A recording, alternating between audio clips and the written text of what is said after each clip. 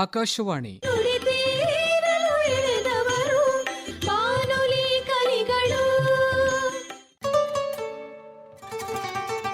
ವೀರಪ್ಪನ್ ಅಡಗುದಾಣ ತಲುಪಿದ ಆಕಾಶವಾಣಿಯ ರಾಜಕುಮಾರ. ಸಂದಿಗ್ಧದಲ್ಲಿ ನಮ್ಮ ಮಾಧ್ಯಮವಲ್ಲದೆ ಬೇರಾವ ಮಾಧ್ಯಮವೂ ಸಾಟಿ ಇಲ್ಲ.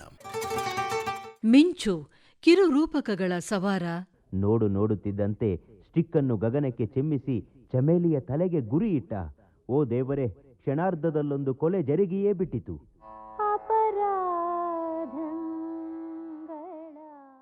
ಮಾರ್ಕೆಟಿಂಗ್ ಮಂತ್ರ ಜಪಿಸಿ ಬದಲಾವಣೆಗೆ ಒಡ್ಡಿಕೊಂಡ ಗುರಿಕಾರ.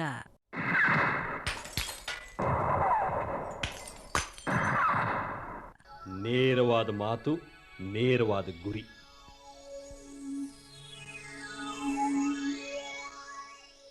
ಶ್ರೋತೃಗಳಿಗೆ ಉಣಿಸಿದರು ಕಾಕಂಬಿ ಸಾರ. ಸಮಸ್ತ ಕನ್ನಡಿಗರ ಕಾಮನ್ ಬಿಲ್ ಅರ್ಪಿಸುವ ಕಾಕಂಬಿ.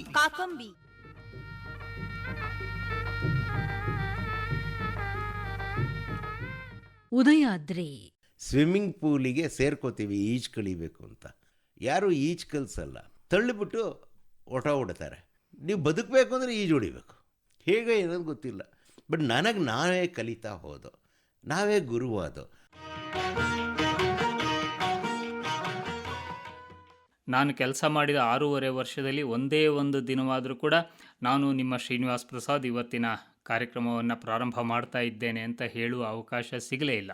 ಅಷ್ಟು ಕಟ್ಟುನಿಟ್ಟಾಗಿತ್ತು. ಅನೌನ್ಸ್ಮೆಂಟ್ಗಳನ್ನು ಬರೆಯೋದು, ಅಚ್ಚುಕಟ್ಟಾಗಿ ಪ್ರೆಸೆಂಟ್ ಮಾಡೋದು, ಇದು ಬಹಳ ಮುಖ್ಯವಾಗಿತ್ತು.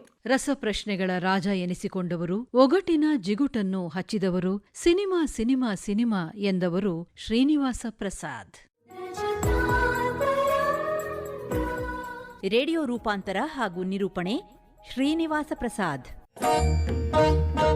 ಉದಯಾದ್ರಿ ಮತ್ತು ಶ್ರೀನಿವಾಸ ಪ್ರಸಾದ್ ಇಬ್ರು ಓದಿದ್ದು ಮೆರೈನ್ ಜಿಯಾಲಜಿ, ಸಮುದ್ರ ಭೂವಿಜ್ಞಾನ.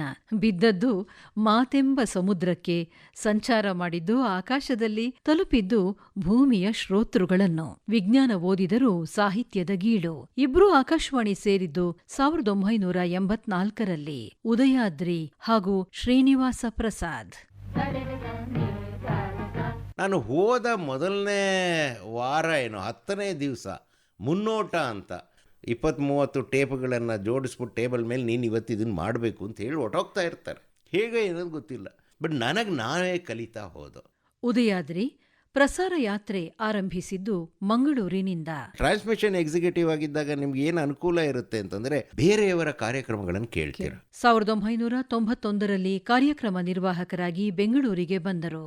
ಬೆಂಗಳೂರಿಗೆ ಬಂದೆ. ಜ್ಯೋತ್ಸ್ನಾ ಕಾಮತ್ ಅವರಿದ್ದರು. ಉತ್ತಮ ಕಾರ್ಯಕ್ರಮಗಳನ್ನು ಮಾಡಿದ್ರೆ ಅಷ್ಟೇ ಅವರು ಮೆಚ್ಚಿದ್ರು. ಜ್ಯೋತ್ಸ್ನಾ ಕಾಮತ್ ಅವರ ಪ್ರೀತಿ ವಾತ್ಸಲ್ಯ ನನಗೆ ದಕ್ತು. ಅದರಲ್ಲಿ ನಾನು ಭಾಗ್ಯಶಾಲಿ, ನಾನು ಅದನ್ನು ಹೇಳಲೇಬೇಕು. ಮೊದಲ ಕೆಲ ದಿನಗಳಲ್ಲಿ ಅವರು ನನ್ನ ಕೈಲಿ ಅರಣ್ಯ ಇಲಾಖೆಗೆ ಸಂಬಂಧಿಸಿದ ಸರಣಿ ಕಾರ್ಯಕ್ರಮಗಳನ್ನು ಮಾಡಿ ಕ್ಯಾಸೆಟ್ ರೂಪದಲ್ಲಿ ತಂದು ಅದನ್ನು ಲೇಖನಗಳ ರೂಪದಲ್ಲೂ ಕೂಡ ಪ್ರಕಟವಾಯ್ತದು. ಆ ಥರದ 2 ಸೀರಿಯಲ್ಗಳನ್ನು ನನ್ನ ಕೈಲಿ ಮಾಡಿಸು. ಶತಮಾನದ ಅಪಹರಣ ಎಂದೇ ಕರೆಯಲ್ಪಡುವ ಡಾ ರಾಜ್ಕುಮಾರ್ ಅವರ ಅಪಹರಣವಾದಾಗ ವೀರಪ್ಪನ್ ರೇಡಿಯೋ ಕೇಳ್ತಾರೆ ಎಂಬ ಜಾಡು ಹಿಡಿದು ಆಕಾಶವಾಣಿ ಮೂಲಕ ವರನಟನ ಯೋಗಕ್ಷೇಮ ನೋಡಿಕೊಂಡು ಆಕಾಶವಾಣಿಯ ಶಕ್ತಿ ಸಾಮರ್ಥ್ಯವನ್ನು ಸಾಬೀತುಪಡಿಸಿದರು. ಅಡುಗುದಾಣಕ್ಕೆ ಸಂದೇಶ ರೂಪಿಸಿದರು. ನನಗಿನ್ನೂ ನೆನಪಿದೆ. ನೋಡಪ್ಪ, ಇದು ರಾಜ್ಕುಮಾರ್ ಕಿಡ್ನ್ಯಾಪ್ ಆಗಿದೆ. ಈ ಸಂದರ್ಭದಲ್ಲಿ ನಮ್ಮ ಪಾತ್ರ ಬಹಳ ಜವಾಬ್ದಾರಿದು, ನೀನು ನಿಭಾಯಿಸಬೇಕು. ಏನು ಮಾಡಬೇಕು? ರಾಜ್ಕುಮಾರ್ ಅವನ್ನ ಮುಟ್ಟೋಕ್ಕೆ ಯಾವ ಮಾಧ್ಯಮಗಳು ಸಾಧ್ಯ ಇಲ್ಲ. ಮುಟ್ಟೋದೇನಿದ್ರೂ ಅಕಸ್ಮಾತ್ ನಮ್ಮದೇ. ಯಾಕಂತಂದರೆ ಅಷ್ಟರಲ್ಲಾಗಲೇ ನಮಗೆ ಖಾತರಿಯಾಗಿ ಗೊತ್ತಿತ್ತು ವೀರಪ್ಪನ್ ರೇಡಿಯೋ ಕೇಳ್ತಾನೆ. ಅಡವಿಯಲ್ಲಿರುವ ವರನಟ ರಾಜ್ಕುಮಾರ್ ಅವರಿಗೆ ಕುಟುಂಬದ ಸಂದೇಶ. ರೀ, ನಾನು ನಿಮ್ಮ ಪಾರ್ವತಿ ಮಾತಾಡ್ತಾ ಇದ್ದೀನಿ. ನೀವು ಚೆನ್ನಾಗಿದ್ದೀರಿ ಅಂತ ಅಂದ್ಕೊಂಡಿದ್ದೀನಿ. ನಾನು ಚೆನ್ನಾಗಿದ್ದೀನಿ. ಮಕ್ಕಳೆಲ್ಲರೂ, ಎಲ್ಲ ಮಕ್ಕಳು ಚೆನ್ನಾಗಿದ್ದಾರೆ. ಎಲ್ಲರೂ ನಿಮ್ಮದೇ ಯೋಚನೆ. ಎಲ್ಲರೂ ನೀವು ಬರಬೇಕು ನಿಮ್ಮನ್ನು ನೋಡಬೇಕು ಅಂತ. ಡಾ ರಾಜ್ಕುಮಾರ್ ಅವರ ಕುಟುಂಬ, ಅಣ್ಣಾವರು ಅರಣ್ಯದಿಂದ ಬಿಡುಗಡೆ ಹೊಂದಿ ಬಂದ ಮೇಲೆ ಮೊದಲ ಸಂದರ್ಶನ ನಿಮಗೇ ಕೊಡ್ತೇವೆ ಅಂತ ಭರವಸೆ ನೀಡಿದ್ರು. ಅಂತೆಯೇ ನಡೆದುಕೊಂಡಾಗ ಸಿಕ್ಕಿದ ಎಕ್ಸ್ಕ್ಲೂಸಿವ್ ಸಂದರ್ಶನ. ನಾಡಿಗಾಗಮಿಸಿದ್ದು ನಮ್ಮ ಅಪಾರ ಶ್ರೋತೃಗಳಿಗಂತೂ ಬಹಳ ಸಂತೋಷ. ನನಗೂ ಅಷ್ಟೇ. ಆ ಸಂತೋಷನ ಯಾವ ರೀತಿ ಹೇಳ್ಕೊಳ್ಬೇಕು ಅಂತ ನನಗೆ ಗೊತ್ತಾಗ್ತಾ ಇಲ್ಲ. ಹೃದಯ ತುಂಬಿ ಬರುತ್ತೆ. ಯಾವ ನನ್ನ ಅಭಿಮಾನಿಗಳನ್ನು ದೇವರುಗಳು ಅಂತ ಹೇಳ್ತಾ ಇದ್ದೀನೋ ಅವ್ರಗಳನ್ನ ಎಷ್ಟು ಬೇಗ ನಾನು ಕಾಣ್ತೀನೋ ಅಥವಾ ಕಾಣಕ್ಕಾಗುತ್ತೋ ಇಲ್ವೋ ಅನ್ನೋಂಥ ಸಂದೇಹ ಕೂಡ ನನ್ನಲ್ಲಿ ಮೂಡಿತ್ತು. ಆವಾಗ ಒಟ್ಟಿನಲ್ಲಿ ಹೇಳಬೇಕು ಅಂದರೆ ಆಕಾಶವಾಣಿ ನಮಗೆ ಬಹಳ ಹತ್ತಿರದಲ್ಲಿತ್ತು. ಯಾವಾಗ ಸುದ್ದಿ ಸಮಾಚಾರಗಳು ಬರುತ್ತೆ ಅಂತ ಕಾಯ್ತಾ ಇರ್ತಿದ್ವಿ ನಾವು. ಇದು ಕೂಡ ಶತಮಾನದಲ್ಲಿ ಒಬ್ಬ ಪ್ರಸಾರಕನಿಗೆ ದಕ್ಕಿದ ಅಪರೂಪದ ಅವಕಾಶ. ಸ್ಪಂದನ ಕಾರ್ಯಕ್ರಮದ ಯಶಸ್ಸು ಉದಯಾದ್ರಿ ಅವರ ಮತ್ತೊಂದು ಸಾಧನೆ. ಪ್ರಭು ಅವರು ಇನ್ನು ಮುಂದೆ ನೀನು ಹಾಗೆ ಮಾಡೋ ಹಾಗಿಲ್ಲ, ನಿಂದು ರಿಸಲ್ಟ್ ಓರಿಯೆಂಟೆಡ್ ಆಗಿರಬೇಕು, ಸಮಸ್ಯೆಯನ್ನು ಬೆನ್ನತ್ತಿ ಹೋಗಿ ಪರಿಹಾರವನ್ನು ದೊರಕಿಸ್ಬೇಕು ಅಂದರು. ಅವ್ರ ಬಾಯಲ್ಲೇ ಸಮಸ್ಯೆ ಹೇಳಿಸೋದು, ಇದನ್ನು ಪರಿಹಾರ ಮಾಡೋದು, 2ನೇ ದಿವಸ 3ನೇ ದಿವಸ ಪರಿಹಾರ ಹಾಕೋದು. ಒಮ್ಮೆ ಅವರ ಹೃದಯವನ್ನು ಗೆದ್ದುವ 3 ತಿಂಗಳು ಮಾಡ್ತಾರೆ ಅನ್ನೋ ನಂಬಿಕೆ ಬಂದ್ಬಿಡುತ್ತೆ ಅವರಿಗೆ. ಆಕಾಶವಾಣಿ ಕ್ಯೂ ಒಂದು ಅಂತಾರಾಷ್ಟ್ರೀಯ ಸಮಸ್ಯೆ ಬಂತು. ಸಗಾಯ್ ಮೇರಿ ಹೆಸರು ಜ್ಞಾಪಕ ಇದೆ.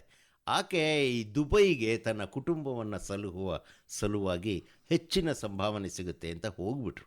ಅವ್ರ ಅಣ್ಣ ಇಲ್ಲಿದ್ದರು. ಒಂದು ದಿನ ಆಗ ಸ್ಪಂದನದ ವಿಭಾಗಕ್ಕೆ ಬಂದರು ಅವರ ಅಣ್ಣ. ಬಂದವರು ಒಂದು ತಮಿಳಿನಲ್ಲಿ ಪತ್ರ ತಂದಿದ್ರು.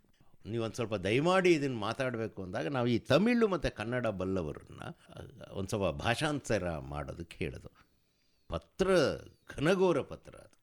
ಆಕೆ ಕದ್ದು ಬರೋದು ಎದುರುಗಡೆಯ ಇನ್ನೊಬ್ಬ ಸೆಕ್ಯೂರಿಟಿ ಗಾರ್ಡನ್ನು ರಿಕ್ವೆಸ್ಟ್ ಮಾಡಿ ಆ ಪತ್ರನ ಹಾಕಿರೋದು ಅಣ್ಣಂಗೆ. ಏನೇನು ಹಿಂಸೆ ಪಡ್ತೀನಿ ವಿವರಿಸಿ ಬರೀತಾಯಿದ್ರು. ತಕ್ಷಣವೇ ವಿಧಾನಸೌಧಕ್ಕೆ ಹೋದೋ, ಗೃಹ ಮಂತ್ರಿಯನ್ನು ಭೇಟಿಯಾದೋ. ಆಗ ಗೃಹ ಮಂತ್ರಿಗಳು ಬಹಳ ಅದನ್ನು, ಅಷ್ಟರಲ್ಲಿ ನಮ್ಮ ಸ್ಪಂದನಕ್ಕೊಂದು ಹೆಸರು ಕೂಡ ಬಂದಿತ್ತು. ತಕ್ಷಣವೇ ಅವರು ಡೆಲ್ಲಿಯ ರಾಯಭಾರಿ ಕಚೇರಿಯನ್ನು ಮಾಡಿ, ಅಲ್ಲಿಂದ ದುಬೈನಲ್ಲಿರುವ ಭಾರತೀಯ ರಾಯಭಾರಿ ಕಚೇರಿ ಮಾಡಿ ಕೇವಲ 1 ತಿಂಗಳಲ್ಲಿಯೇ ಆಕೆನ ರಕ್ಷಿಸಿ ಕರ್ಕೊಂಡ್ಬಂದ್ಬಿಟ್ರು ಬೆಂಗಳೂರಿಗೆ. ಇದನ್ನು ನಮ್ಮ ಎಲ್ಲ ಕರ್ನಾಟಕದ ಪತ್ರಿಕೆಗಳು ಮೊದಲನೇ ಪುಟದಲ್ಲಿ ಪ್ರಕಟಿಸಿದ್ದು. ಮತ್ತು ಆಕಾಶವಾಣಿಯ ಈ ಸಾಹಸವನ್ನು ಬಣ್ಣಿಸಿತು. ತಂದೆ ರಜತಾದ್ರಿ ಎಸ್, ತಾಯಿ ನಾಗಲಾಂಬಿಕಾ. ಹುಟ್ಟಿದ್ದು ಆಗಸ್ಟ್ 5ನೇ ತಾರೀಖು 1959. ಆಕಾಶವಾಣಿ ಸೇರಿದ್ದು 1984. ಮಂಗಳೂರು, ಬೆಂಗಳೂರು, ಮೈಸೂರು, ಬೆಂಗಳೂರು ದೂರದರ್ಶನ ಮತ್ತು ಬೆಂಗಳೂರು ವಿವಿಧ ಭಾರತಿ ಕೇಂದ್ರಗಳಲ್ಲಿ ಸೇವೆ. ಮನೆಯಲ್ಲಿ ಸಾಹಿತ್ಯದ ವಾತಾವರಣ. ತಂದೆಯೇ ಗುರು, ಸ್ಫೂರ್ತಿ, ಮಾರ್ಗದರ್ಶಕ.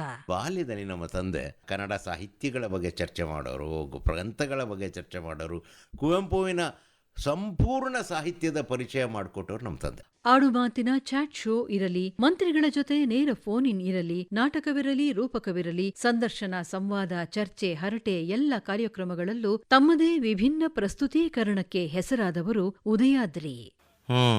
ದೇವರು ನೇನೋ ಬೈದು ಬಿಟ್ಟೆ, ದೇವರು ನಿನಗೆ ಶಾಪ ಕೊಟ್ಟಿದ್ದು, ವರ ಕೊಟ್ಟಿದ್ದು.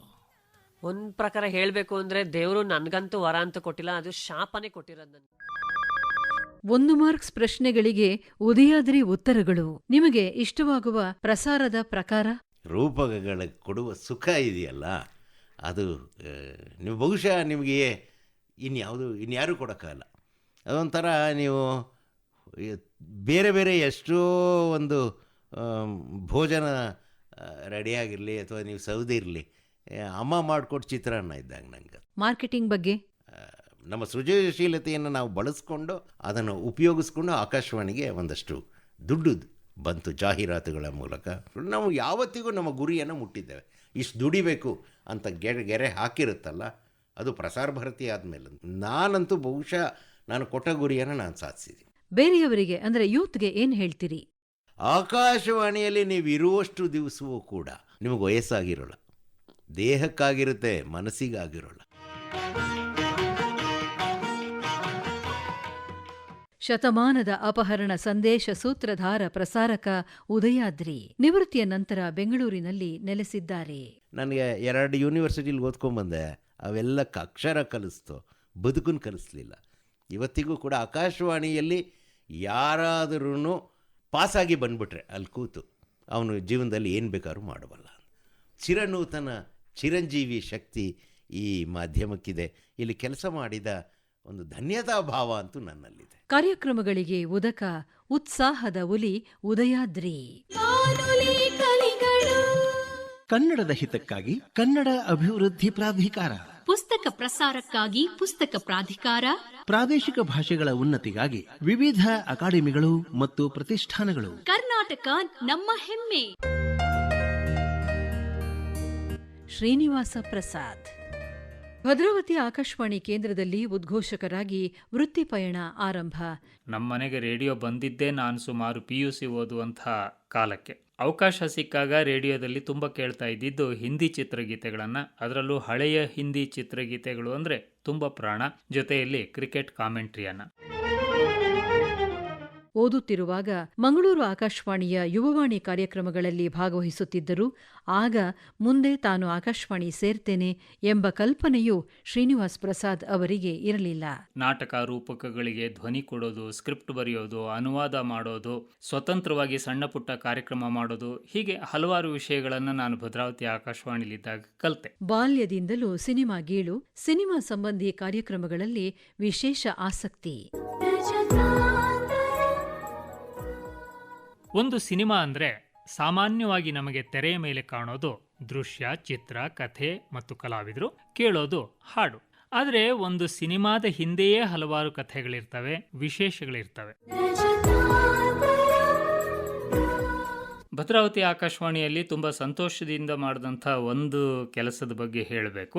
ಅಲ್ಲಿ ಗಾಂಧಿ ಸ್ಮೃತಿ ಕಾರ್ಯಕ್ರಮ ಪ್ರಾರಂಭ ಆಯಿತು. 15 ನಿಮಿಷದ ಕಾರ್ಯಕ್ರಮ. ಅದು collected works of Mahatma Gandhi ಅನ್ನುವಂಥ ಸಂಪುಟಗಳಿಂದ ಬರಹಗಳನ್ನು ಆಯ್ದು ಕನ್ನಡಕ್ಕೆ ಅನುವಾದ ಮಾಡಿ ಈ ಕೆಲಸವನ್ನು ನಾನು ಮತ್ತೆ ನನ್ನ ಗೆಳೆಯ GK ರವೀಂದ್ರ ಕುಮಾರ್ ಅವರು ಸುಮಾರು 3-4 ವರ್ಷ ಮಾಡಿದ್ವಿ. ತುಂಬ ಆತ್ಮತೃಪ್ತಿಯನ್ನು ಕೊಟ್ಟಂಥ ಕಾರ್ಯಕ್ರಮ ಅದು. ಆಕಾಶವಾಣಿ ಮಡಿಕೇರಿ ಆರಂಭವಾದಾಗ ನಿಲಯದ ಬೆಳವಣಿಗೆ, ಕಾರ್ಯಕ್ರಮ ನಿರ್ಮಾಣದಲ್ಲಿ ಅಸ್ತೆ ವಹಿಸಿದರು. ನಾನು ಕೆಲಸ ಮಾಡಿದ ಊರುಗಳೆಲ್ಲ ಕೂಡ ನನ್ನವೇ ಅಂಥೇಳಿ ನಾನು ಇವತ್ತಿಗೂ ಕೂಡ ಭಾವಿಸ್ಕೊಂಡಿದ್ದೇನೆ. ಹಾಗಾಗಿ ಆ ಎಲ್ಲ ಊರುಗಳ ಬಗ್ಗೆ, ಆ ಎಲ್ಲ ಆಕಾಶವಾಣಿ ಕೇಂದ್ರಗಳ ಬಗ್ಗೆ ನನಗೆ ತುಂಬ ಪ್ರೀತಿ ಇದೆ. ತಂದೆ ಬಲರಾಮ ಪ್ರಸಾದ್, ತಾಯಿ ಅನಸೂಯಮ್ಮ ಭದ್ರಾವತಿ, ಗುಲ್ಬರ್ಗಾ, ಮಂಗಳೂರು, ಮಡಿಕೇರಿ, ಹಾಸನ, ಚಿತ್ರದುರ್ಗ, ಮೈಸೂರು ಕೇಂದ್ರಗಳಲ್ಲಿ ಸೇವೆ. ಆಕಾಶವಾಣಿ ಸೇರಿದ್ದು 1984. ಜಿ.ವಿ. ಅಯ್ಯರ್, ಗಿರೀಶ್ ಕಾಸರವಳ್ಳಿ, ಭಗವಾನ್, ಭಾರ್ಗವ ಮುಂತಾದ ದಿಗ್ಗಜ ನಿರ್ದೇಶಕರ ಸಂದರ್ಶನ ಮಾಡಿದ್ದಾರೆ. ನೂರಾರು ಫೋನ್ ಇನ್ ಕಾರ್ಯಕ್ರಮಗಳ ನಿರೂಪಣೆ, ನಿರ್ವಹಣೆ. ಕನ್ನಡ ವಾಕ್ಚಿತ್ರ ಕುರಿತ ಅಮೃತ ಸಿನಿಮಾ ಸಂಭ್ರಮ ಜನಪ್ರಿಯ ಸರಣಿ ಪುಸ್ತಕ ರೂಪದಲ್ಲೂ ಪ್ರಕಟವಾಯಿತು.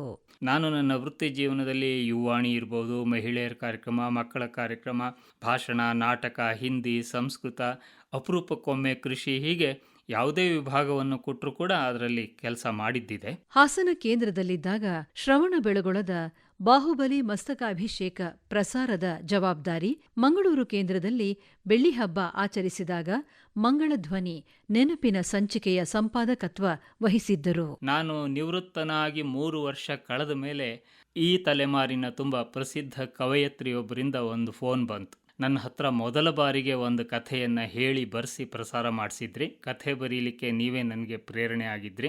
ಇವತ್ತು ನನ್ನ ಮೊದಲ ಕಥಾ ಸಂಕಲನ ಹೊರಗಡೆ ಬರ್ತಾ ಇದೆ. ಅದನ್ನು ನಿಮಗೆ ಅರ್ಪಿಸಬೇಕು ಅಂತ ಇದ್ದೇನೆ. ನೀವು ದಯವಿಟ್ಟು ಪರ್ಮಿಷನ್ ಕೊಡಬೇಕು ಅಂತ. ಖುಷಿಯನ್ನು ಕೂಡ ಕೊಟ್ಟಂಥ ಪ್ರಸಂಗ ಅದು. ಚಿತ್ರದುರ್ಗ FM ಕೇಂದ್ರದಲ್ಲಿ ಕೆಲಸ ಮಾಡುವಾಗ ಬಾಲ ಕಾರ್ಮಿಕರ ಸಮಸ್ಯೆಯ ಬಗ್ಗೆ 1-2 ಸರಣಿ ಕಾರ್ಯಕ್ರಮಗಳನ್ನು ನಾನು ಮಾಡಿದ್ದುಂಟು. ಇದರ ಜೊತೆಯಲ್ಲಿಯೇ ಮೈಸೂರು ಆಕಾಶವಾಣಿಯಲ್ಲಿ ಕೆಲಸ ಮಾಡುವಾಗ ಸತತವಾಗಿ 5 ವರ್ಷ ಆರೋಗ್ಯ ಕಾರ್ಯಕ್ರಮವನ್ನು ನೋಡಿಕೊಂಡಿದ್ದು, ರಸಪ್ರಶ್ನೆ ಕಾರ್ಯಕ್ರಮಗಳನ್ನು ಮಾಡುವಂಥದ್ದು ವೈಯಕ್ತಿಕವಾಗಿ ನನಗೆ ಬಹಳ ಖುಷಿ ಕೊಟ್ಟಂಥ ಸಂಗತಿ. ನಾಟಕಗಳನ್ನು 1-2 ದಿನದಲ್ಲಿ ಅನುವಾದ ಮಾಡಿ ಪ್ರಸಾರಕ್ಕೆ ಕೊಟ್ಟಿದ್ದು ನೆನಪುಂಟು.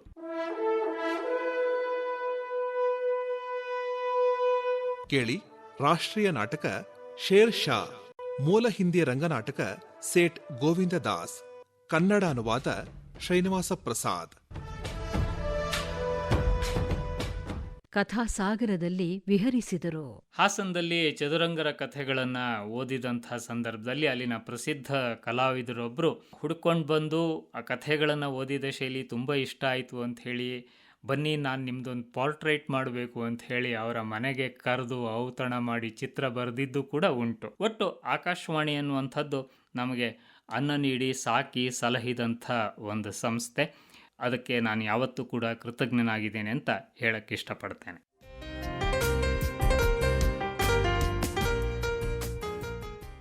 ರಜತ ಪರದೆಯನ್ನು ಕರ್ಣಪಟಲಕ್ಕೆ ಇಳಿಸಿದರು ಸಿನಿಮಾ ಶ್ರೀನಿವಾಸ ಪ್ರಸಾದ.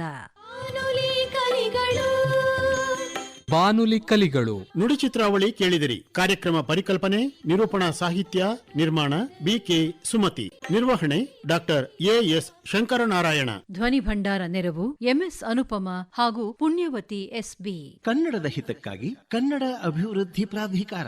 ಕನ್ನಡದ ಮೇರು ಕೃತಿಗಳ ಅನುವಾದಕ್ಕಾಗಿ ಕುವೆಂಪು ಭಾಷಾ ಭಾರತಿ. ಕರ್ನಾಟಕ ನಮ್ಮ ಹೆಮ್ಮೆ.